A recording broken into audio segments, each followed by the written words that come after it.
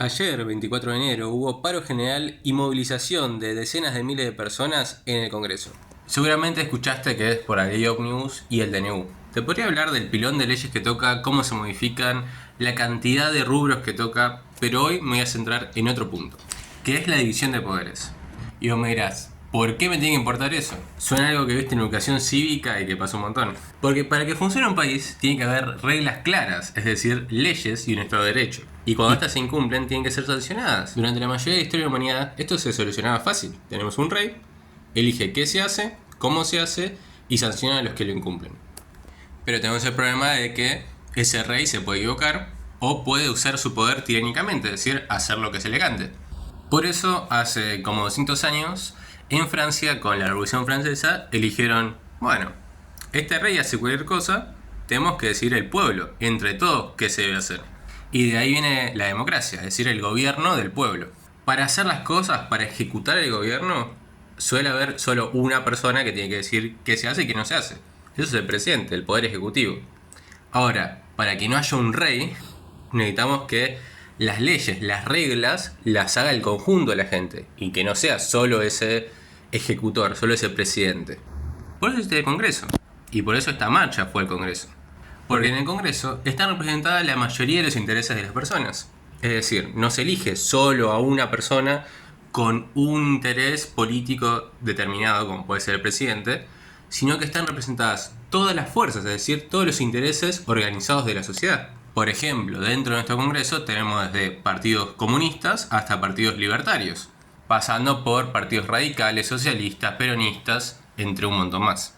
Además, nuestro Congreso tiene una representación federal, es decir, que representa a todas las provincias. Por tanto, si vives en Catamarca o en la Ciudad de Buenos Aires, tus intereses están representados de igual manera. Bien, hay algunos asteriscos a esta división de poderes entre el Poder Ejecutivo y el Poder Legislativo. Y estos son el DNU y el poder de veto. El DNU le permite hacer al presidente leyes provisorias cuando el Congreso no está a tiempo para una crisis.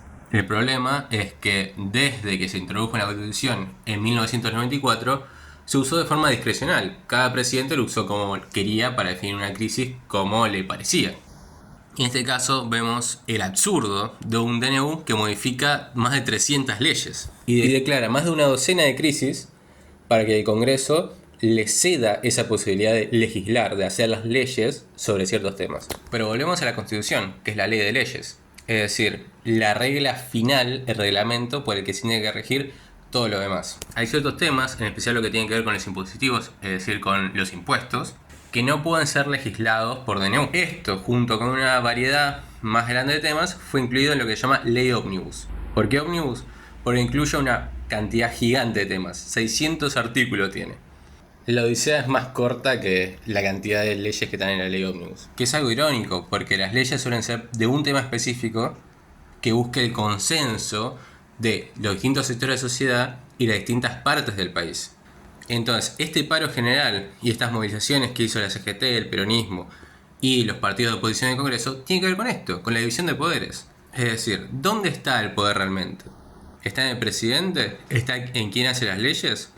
¿O hay cuotas de poder? Es decir, el poder está repartido entre diferentes personas. Además, nos toca otro actor, el tercer pilar de la división de poderes, la justicia. Las leyes no pueden ir en contra de la Constitución, que es la ley de leyes. Si es así, los jueces tienen que crear su inconstitucionalidad. Es decir, que esa ley es inválida porque va en contra de la Constitución. Así vemos como la CGT pidió un amparo sobre el DNU en cuanto a la reforma laboral. Esto quiere decir que la CGT pidió a la justicia que se frene la implementación de esta reforma hasta que la justicia determine si es correcto o no es correcto aplicar esto según la Constitución. La justicia tiene distintas instancias, es decir, niveles. Un juez de primera instancia es el que le llega por primera vez un caso. Luego de que se juzgue ese caso, se puede apelar a una segunda instancia, es decir, una revisión. El lugar final a donde llegan los juicios es la Corte Suprema. Pero hay algunos casos reservados en la Constitución, que son de suma importancia, que pueden ir directo a la Corte Suprema. Allí deciden y se vota por mayoría simple. Hoy hay 4 jueces supremos. Si algún artículo o alguna parte de esta ley fuera inconstitucional y sería elevado a la Corte Suprema, ellos tendrían que elegir si es válido o no es válido. Resumiendo, lo que hoy está jugándose es dónde está el poder, cuáles son los límites y cuáles son las posibilidades del presidente y de los otros partidos que existen en nuestro país. Como decía Platón, el precio de que no te interese la política es que te terminan gobernando los peores. Y por lo visto, ya vamos unos cuantos.